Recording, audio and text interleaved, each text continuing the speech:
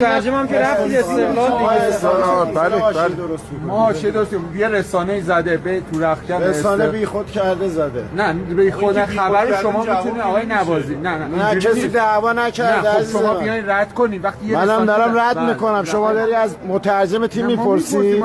نباید شما بپرسی. نباید بپرسی. ما بریم پیام و بیژن رو در بیاریم که بازی رفت اون بوده، بازی برگشت این بوده. دو تا پنالتی به نفع اینا گرفته. پنالتی 100% ما رو آزادی نگرفته. ما هر کسی که ببینید ازشون میپرسید. نه شما باید از بازیکن سوال کنی یا با مربی. شما قویاً رد میکنید. بله من رد میکنم. تشکر میکنم. آره رد کردم. خیلی ممنون. شما برید آقا. خب در مورد بازی هم صحبت کنیم. در مورد بازی چرا بگه ما چند تا داور داریم اینجا؟ 20 تا داور نداریم؟ کی گفته باید پیام آقای بیژن حیدری این بازی‌ها رو سوت بزنه؟ مگه داور نداریم ما؟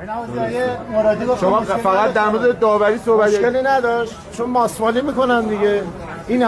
این همه آشکار داره آزادی رو زدن. فرشاد فرجی بگه آزادی رو نزده.